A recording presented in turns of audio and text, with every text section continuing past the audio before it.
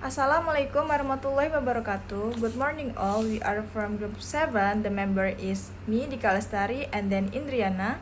Want to present material about cross-cultural understanding. The subtopic is culture, communication, and context, and also why study cross-cultural understanding. And the first material will be presented by me. Of culture, Hall aptly said that culture determines what we perceive, how we react to situations, and how we relate to other people. Hofstede, taking slightly different approach, views culture as the collective programming of the mind which distinguishes the members of one human group from another. The most insightful definition of the culture is from Crumbs, who associates culture with membership in a discourse community that shares a common social space and history and a common system of standards for perceiving, believing, evaluating, and acting. Culture also has been defined in many ways from a pattern of perception that influence communication to a site of concentrations on conflict, because there are many acceptable definitions of culture, and because it is a complex concept, it is important for people to reflect on the centrality of culture in their own interactions, the core concept in intercultural communication. Okay, the next is the concept of communication.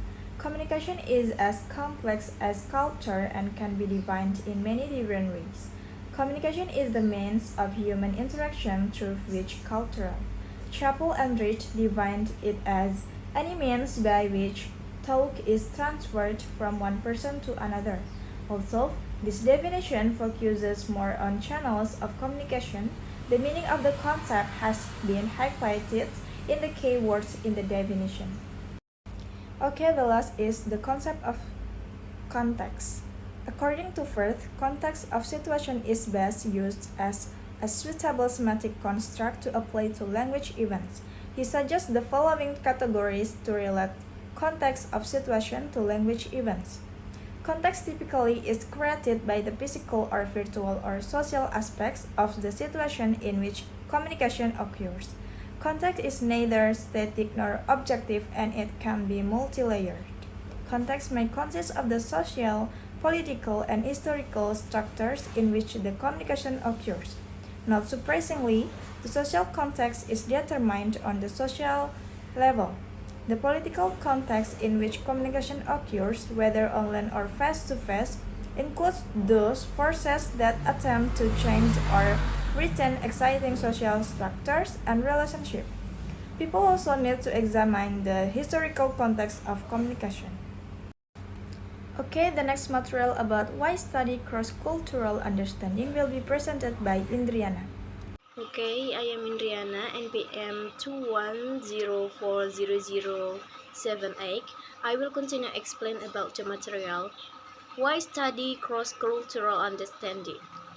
Foreign language learning is not only about grammar or vocabulary, but also life skills to be able to communicate.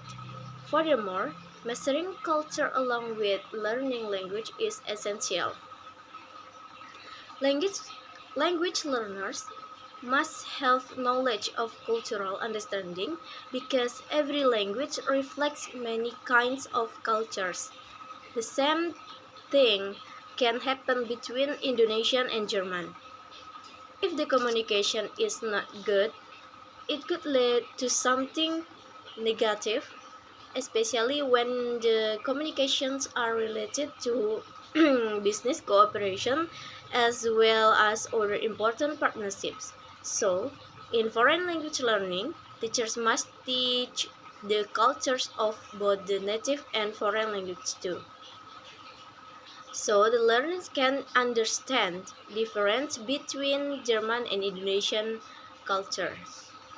Okay, next slide. Cross-cultural understanding is important not only in communication between people by different nationality or language, but also people of the same nationality but have different culture. Slide. Cross-cultural understanding, the importance of cross-cultural understanding foreign language class. The reasons why teachers should raise students cross-cultural understanding, and how can teachers raise students cross-cultural understanding? First, culture. In teaching foreign language, especially in Asian context, the knowledge about culture is really important. Further, further, the cross-cultural understanding is needed to achieve that communicative competency in foreign language learning and effective communication can occur. And the second, cross-cultural understanding the classroom. In the classroom context, teachers have an important role to help the students achieving the cross-cultural understanding. It becomes more important in a foreign language class, especially in the beginner class, because the students barely know the language. Teachers can teach the culture using different approach. Third, cognitive approach in culture teaching has its own characteristic. Teaching cultures with cognitive approach should be done in a paper class. It means that it's not a part of foreign language class. The teaching goal is to know or to get knowledge and facts. The teaching contents related to data and facts. The example of the data and facts are numbers, historical events, famous people, and etc. And the fourth, interculture approach.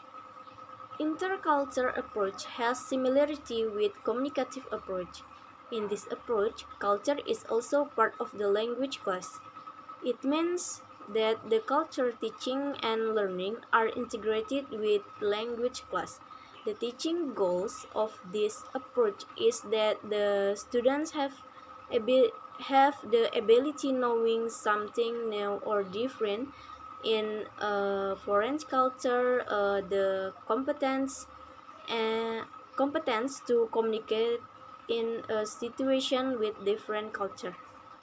Okay, next slide. We will review the functions that culture performs and assess whether culture can be liability for an organization. Culture performs some function within an organization. First, it has a boundary defining rules. It creates distinctions between one organization and another. Second, it conveys a sense of identity for organization members. Third, culture facilitates the generation of commitment to something larger than one's individual self-interest. And fourth, it enhances the stability of the social system. Culture is the social glue that helps hold the organization together by providing appropriate standards for what employees should say and do. And the last, fifth, culture serves as a sense-making and control mechanism that guides and shapes employees' attitude and behavior. Okay, I think enough about the material. Wassalamualaikum warahmatullahi wabarakatuh.